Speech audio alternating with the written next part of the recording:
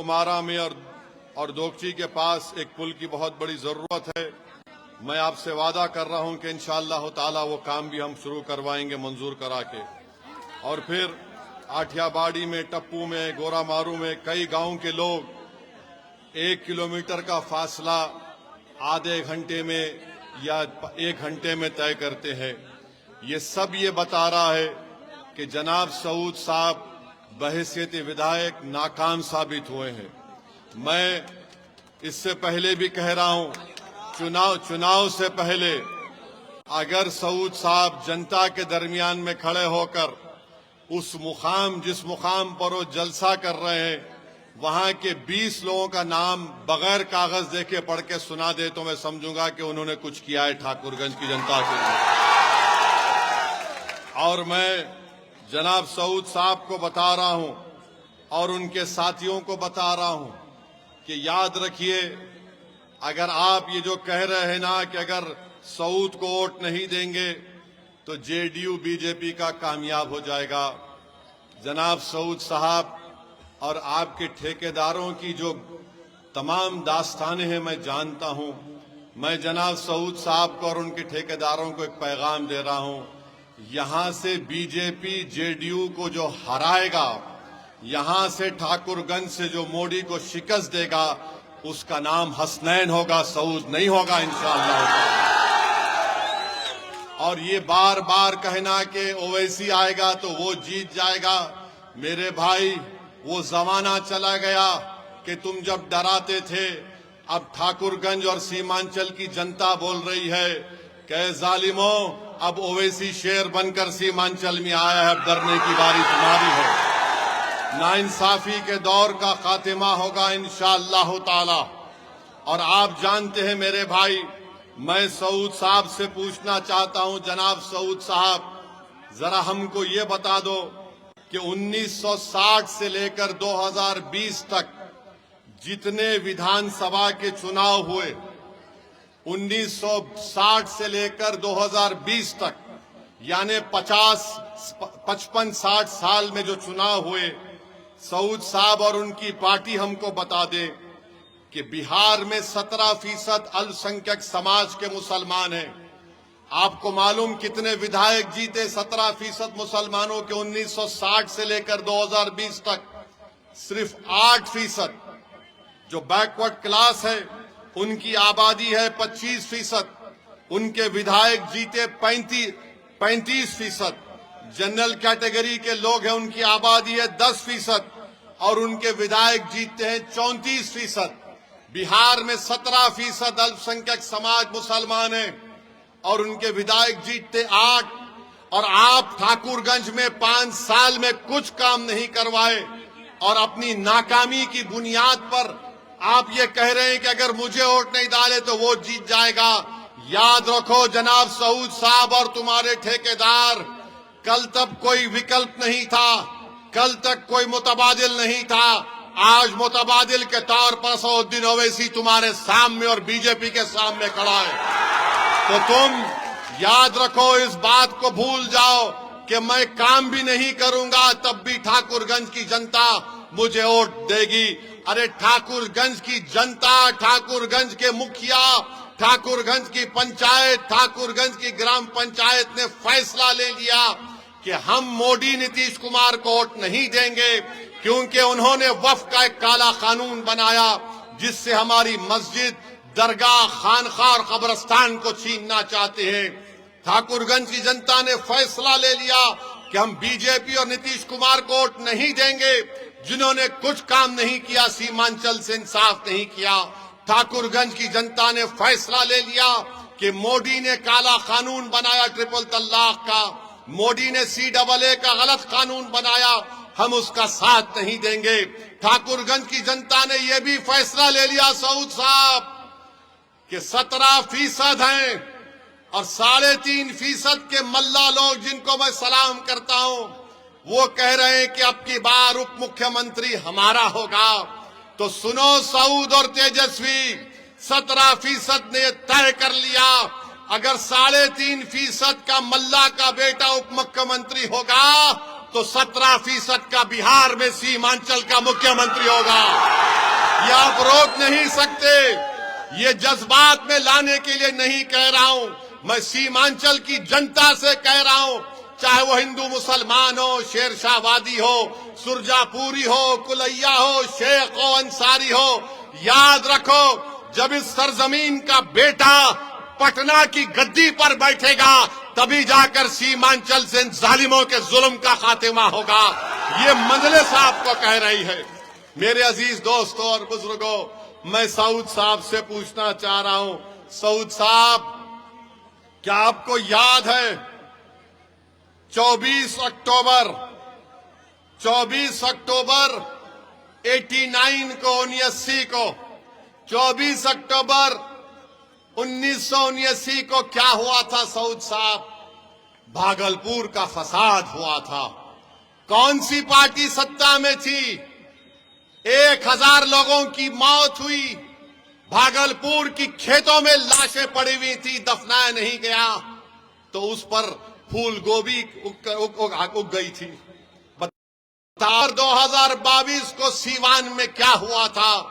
सुनो, तुलसिया की आवाम 22 सितंबर 2022 को तेजस्वी यादव उप मुख्यमंत्री थे।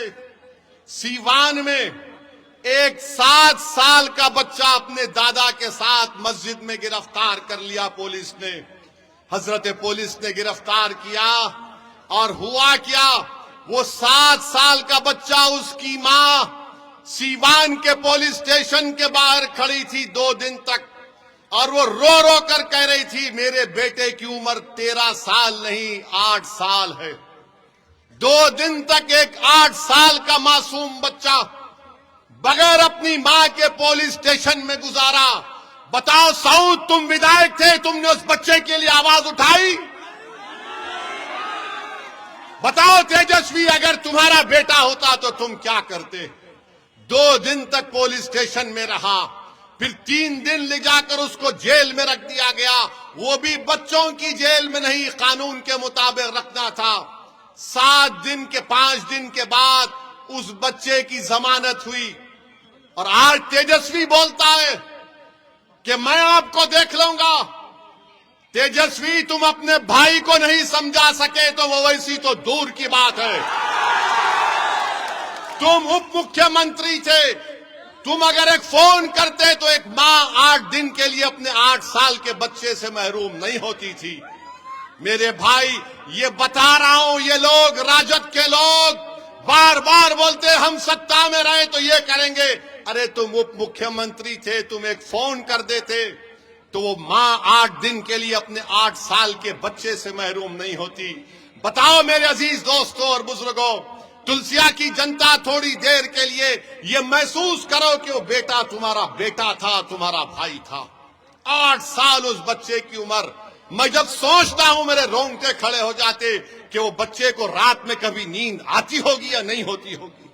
8 साल का बच्चा, राजद के लीडर, उप मुख्यमंत्री थे, तुम आकर हमको बता रहे हो कि अगर हसनैन को वोट मिलेगा तो वो जीत जाएगा। अरे 3 मर्तबा बिहार से एमपी मुंतखब हो गए, मोदी बना प्रधानमंत्री, कौन? मैं जिम्मेदार हूं। 2004 से राजद हुकूमत नहीं बना सकी, मैं जिम्मेदार हूं। हम क्या गुलामी करने के लिए तुम्हारी परिवार के लिए पैदा हुए हैं? 15 साल लालू के परिवार मुख्यमंत्री, 20 साल से नीतीश कुमार की सरकार। कभी नीतीश कुमार मोदी के साथ चाय पीते तो कभी तेजस्वी के साथ खाना खा लेते। तो इस बिहार में जंगल राज 2 है। एक लालू परिवार का 15 साल का जंगल राज और दूसरा नीतीश कुमार, मोदी और तेजस्वी ने साथ थे, वो जंगल राज है। इस जंगल राज से हमको निकलना है मेरे भाई। मैं तुलसिया की आवाम से, ठाकुरगंज की आवाम से पूछ रहा हूं, क्या सऊद को आपने 5 साल में कहीं देखा? नहीं, ईमानदारी से बोलो, आपने देखा? उन्होंने कुछ काम किया? तो फिर आप क्या काम करेंगे 11 तारीख के दिन? 11 तारीख के दिन बटन किस पर दबेगा?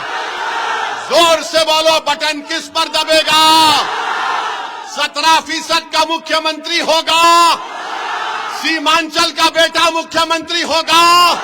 तो होगा तो फिर वोट डालना पड़ेगा, सिर्फ नारा मारकर सोना नहीं जाके घर को।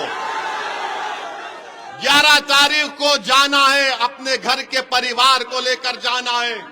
और जो ठाकुरगंज का मेरा बेटा हिंदुस्तान के कोने कोने में है, मैं उसको पैगाम दे रहा हूं तुलसिया की सरजमीन से कि अगर तुम आ सकते तो आओ मेरे भाई, आकर अपना वोट डालो। सीमांचल के इंसाफ के लिए मजलिस की सियासी क़यादत को यहां पर बिहार में आप मजबूत करिए। ये लोग बार बार मुझ पर इल्जाम लगाते, ओवैसी हैदराबाद से क्यों आया, ओवैसी वहां से क्यों आया। अरे भाई, मैं हैदराबाद से आया हूं, चांद से तो नहीं आया हूं ना। अब तो हर बीजेपी के लोग बोलते हो हैदराबाद से आया, कांग्रेस, आरजेडी, अब एक नई पार्टी आई, सब बोल रहे वो हैदराबाद से क्यों आया। क्यों भाई, हैदराबाद से आना कोई गुनाह है क्या? अरे ये तुम्हारी दिमाग में जो जागीरदारी है ना, ये नवाबों की सोच तुम्हारे दिमाग में, ये हमारा इलाका है, वहां कैसा आया। याद रखो, शेर जिस मुकाम पे जाता वो उसका घर आएंगे भाई। भारत की जमहूरियत को मजबूत करना है। अरे सीमांचल को तुमने बर्बाद करके रख दिया। ये किशनगंज का जिला 55% यहां पर फ्लड अफेक्टेड एरिया है। किशनगंज के जिले में जो बच्चे अपनी मां की कोख में 9 महीने रहकर पैदा होते, 50% बच्चे स्टंटेड होते। बताओ उस मां पर क्या गुजरती होगी। आप सीमांचल की बात करते हैं, सीमांचल में 90% खवातीन, चाहे मुसलमान ज्यादा होती हैं, अपने घर में बच्चे को पैदा करती। क्या तुमने किया बताओ? ठाकुरगंज के लिए तुमने कौन सा काम किया बताओ? अरे तुम तो अजीम एक बड़े आलिम दीन के फर्जन हो, मुझे उनके साथ बैठने का मौका मिला, मगर बताओ तुमने कौन सा अदा किया। और आज आकर मुझे बताया गया कि सऊद साहब के ठेकेदार नौजवानों को छिचोरा बोल रहे हैं। अरे ठेकेदारों, अगर ठाकुरगंज में तुमने काम नहीं कराया और ये नौजवान जो बिहार में अगर 60% आबादी है तो 35 साल से कम उम्र नौजवानों पर मुश्तमिल है। 60% आबादी, तुम इस 60% आबादी को छिचोरा बोल रहे हो ना, इसका जवाब तुम्हें 11 तारीख को नौजवान देगा इंशाअल्लाह ताला। इसका जवाब उस नौजवान का बाप, उसकी मां देगा कि कैसे तुमने मेरे लाल को छिचोरा बोला। अरे तुम 5 साल काम नहीं करा सके और आज तुम्हारी ये हिम्मत कि तुम हमारे गयूर बेटों को, हमारे भाइयों को छिचोरा बोलते हो। कभी गिरबान में झांक कर देख लेते कि तुमने कौन सा काम करवाया। अरे तुम्हारी जबान नहीं खुलती, तुम्हारी जबान को खोलने नहीं दिया जाता। मेरे भाई, ये लड़ाई मान सम्मान की लड़ाई है।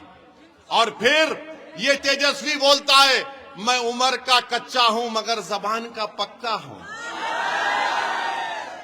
अगर तुम जबान के पक्के हैं तो फिर वो 3 हमारे विधायक को तुमने जो तोड़ा था उनको टिकट क्यों नहीं दिया बताओ?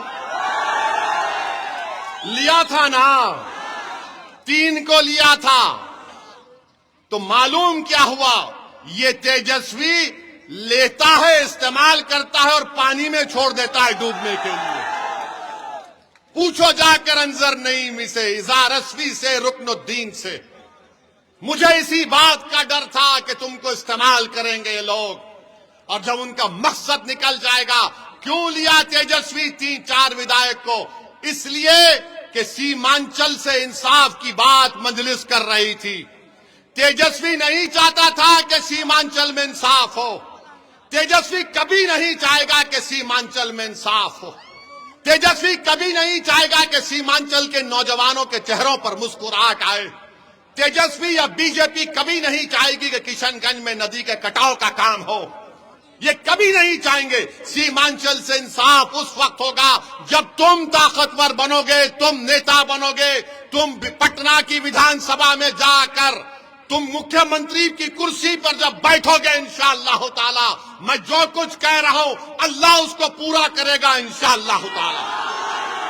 मेरे अजीज दोस्तों और बुजुर्गों, इनको नफरत है, इनको नफरत है। बताओ, 1960 से 2020 तक विधानसभा के चुनाव होते 17% मुसलमान बिहार में है और सिर्फ 8% विधायक बनते हैं। कौन जिम्मेदार है? तो बोलेंगे ओवैसी। अबे मेरी तो पैदाइश 69 में हुई, 1960 में तो पैदा भी नहीं हुआ। हर चीज का जिम्मेदार अरे ओवैसी आया तो ऐसा हो रहा है। अरे मेरे भाई, मुझे मालूम तेजस्वी, तुम्हारे घर में भैंस अगर दूध नहीं देगी तो तुम बोलेंगे शाम में से ओवैसी गया था, भैंस ने दूध देने से इनकार कर दिया। हर चीज का जिम्मेदार ओवैसी। हाँ, मैं जानता हूं हम दूल्हे भाई है, क्या करेंगे। मेरे अजीज दोस्तों और बुजुर्गों, मैं हमारे बुजुर्गों से, हमारी इज्जतदार माँ और बहनों से अपील कर रहा हूं, आप 11 तारीख को जब वोट डालने जाएंगे, ये सोचिए, अपनी औलाद के चेहरों को देखिए, ठाकुरगंज के अपने हालात को देखिए और फिर वोट डालिए। ओवैसी का भाषण को मत यकीन करो, मगर अपने अतराफ में तो देखो। अल्लाह ने आपको आंखें दी हैं, दिमाग दिया है, आप बड़े बाशऊर हैं, बाखबर हैं और आप बाहिम्मत वाले लोग हैं। मुझे यकीन है कि आप एक अच्छा फैसला लेकर मजलिस के उम्मीदवार को कामयाब करेंगे। याद रखिए, ठाकुरगंज की जनता को, चाहे वो हिंदू हो या मुसलमान हो, चाहे वो शेरशाहवादी हो, सुरजापुरी हो, कुलैया हो, शेख हो, अंसारी हो, सैयद हो, इन सबको, दलित हो, आपको एक ऐसे विधायक की जरूरत है जो बोलता है, जो लड़ता है, जो तुमको दिखता है। दिखना जरूरी है, बोलना जरूरी है और लड़ने वाला जरूरी है। अगर विधायक जीतने के बाद ना बोलता है, ना दिखता है, ना कुछ समझ में आता, तो फिर वो विधायक नहीं, उसको घर में बिठाने का काम ठाकुरगंज की जनता इंशाअल्लाह 11 तारीख को करने वाली है। अब हम यहां से जाने के बाद ये तमाम ठेकेदार दौड़ेंगे। अब मामला नहीं संभल रहा है, अब मामला नहीं संभल रहा है। ठाकुरगंज निकल गया। इनके हाथ से जब दिख रहा है कि अब ये लोग शिकस्त की तरफ रवाना है इंशाअल्लाह ताला, तो ये लोग आखिरी हरबा करेंगे, तेजस्वी को बुलाएंगे। तो आप क्या बोलेंगे? 17% का मुख्यमंत्री। आप पूछेंगे कि इसने क्या काम किया बताओ, तो तेजस्वी बोलेंगे हम हैं ना, हम कर देंगे। मेरे भाई, दरभंगा में गौरा बारम एक विधानसभा है, वहां तेजस्वी ने अफजल अली खान को टिकट दिया। किसको दिया? अफजल अली खान को टिकट दिया, बी फॉर्म दिया और तेजस्वी जाकर वहां पर मल्ला की पार्टी के उम्मीदवार के हक में वोट डालने की बात करता है और कहता है कि अफजल को वोट मत दो। बताओ आप कब जागेंगे? मैं बोल बोल के थक जा रहा हूं। याद रखो, ये लोग सिर्फ इस्तेमाल करते, आपको अपनी आवाज की जरूरत है। अगर 17% का कोई सियासी लीडर नहीं होगा तो फिर ताकत किस बुनियाद पर आप मांगेंगे, हक किस बुनियाद पर आप मांगेंगे? 17% है और 0 आपकी क़यादत है, तो बताओ लड़ाई कैसे होगी? लड़ाई उसी वक्त होगी। मैं अपने आप को लीडर बनाने नहीं आया, ना कभी आऊंगा। मैं चाहता हूं कि तुम्हारे दरमियान से लोग खड़े हो जाएं, जो मेरी जिंदगी में और मेरे मरने और तुम्हारे, हम सब के मरने के बाद भी एक 70-80 साल तक तुम्हारी लीडरशिप करे, तुम्हारा नेता बनकर तुम्हारी रहबरी करे, आपकी क़यादत करे, आपके इंसाफ के लिए लड़े, आपके मकसद को लेकर आगे बढ़े। ये काम मजलिस करना चाहती है। एक ही मकसद है, सीमांचल को क्यों आए, इसी मकसद के तहत आए। और मुझे इस बात को कहने में कोई डर नहीं है, नतीजा इंशाअल्लाह अच्छा आएगा, मगर असदुद्दीन ओवैसी सीमांचल की जनता को नहीं छोड़ेगा। मेरा दिल बहुत बड़ा है, मेरा दिल तेजस्वी की तरह इतना सा नहीं है। जमीन आसमान का फर्क है। मुझे अफसोस होता वो गौरा बोरम के अफजल को सोच सोच कर, मुझे अफसोस होता कि तेजस्वी उप मुख्यमंत्री थे और तुम एक 8 साल के बच्चे को पुलिस स्टेशन से नहीं छुड़ा सके। कौन सी लीडरशिप है बताओ फिर? सऊद तुम करते थे, तुम सीवान जाते, अख्तरुल ईमान को बोला तो अख्तरुल ईमान भागे गए, सीवान गए अख्तरुल ईमान, वहां पर जाकर पूछताछ की, बच्चे को जेल में डाल दिया गया था। बहुत से जुल्म की दास्तानें हैं, बहुत से वाकयात हैं। यकीनन बीजेपी को हराना है, बराबर हराएंगे इंशाअल्लाह ताला, मगर इसका यह मतलब नहीं है कि बीजेपी को हराने के नाम पर हम ठाकुरगंज की जनता को बेसहारा और लाचार छोड़ दें।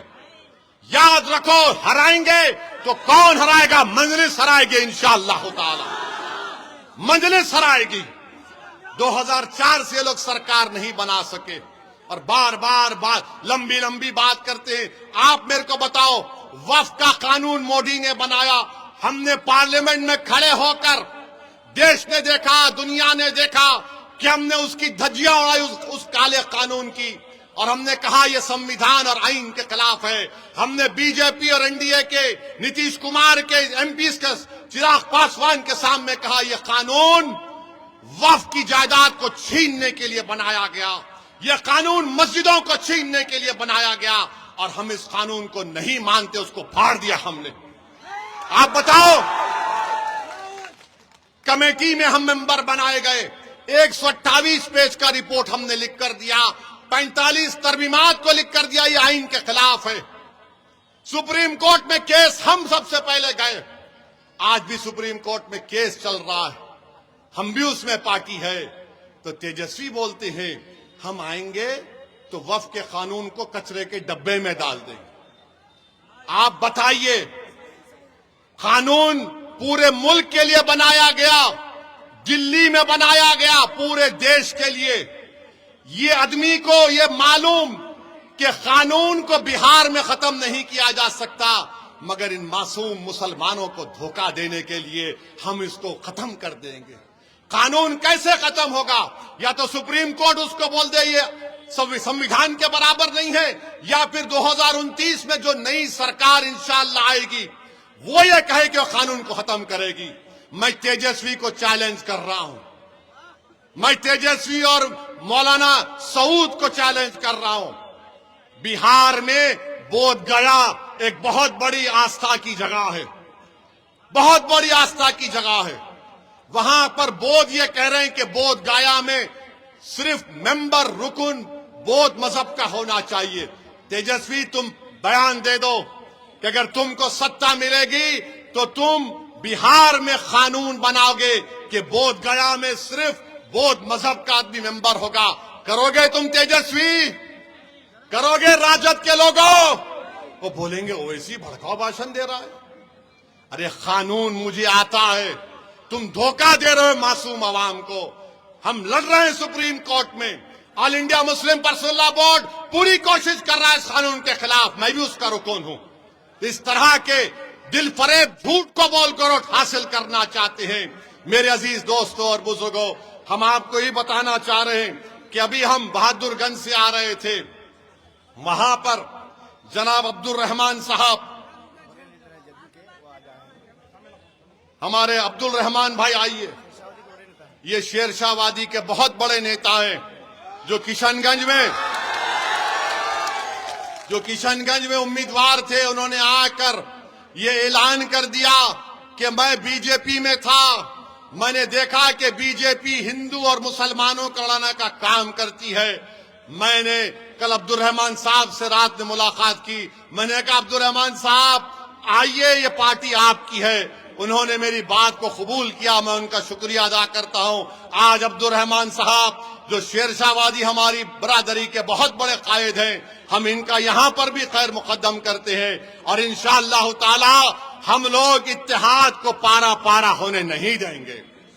हम बराबर फकर से कहेंगे हम सुरजापुरी है, हम शेरशाहवादी है, हम कुलैया है, मगर याद रखो जो कानून मोदी ने बनाया वो मस्जिद सबकी है, मगर उसका मालिक रब्बे करीम है।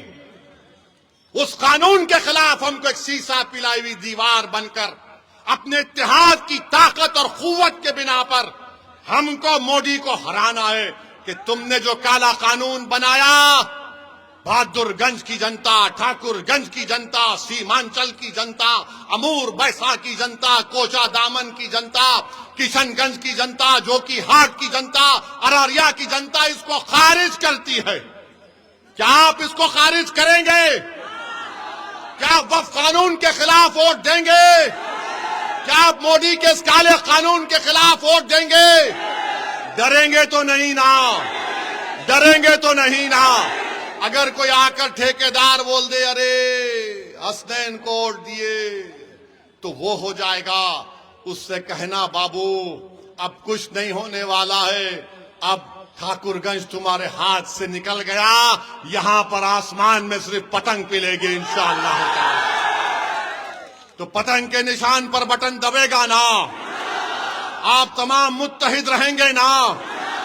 इत्तेहाद जिंदाबाद, इत्तेहाद जिंदाबाद, इत्तेहाद जिंदाबाद, सीमांचल जिंदाबाद, सीमांचल जिंदाबाद, ठाकुरगंज की जनता जिंदाबाद, ठाकुरगंज की जनता जिंदाबाद, हसनैन साहब जिंदाबाद, पतंग छाप जिंदाबाद, पतंग छाप जिंदाबाद। नारे तकबीर, नारे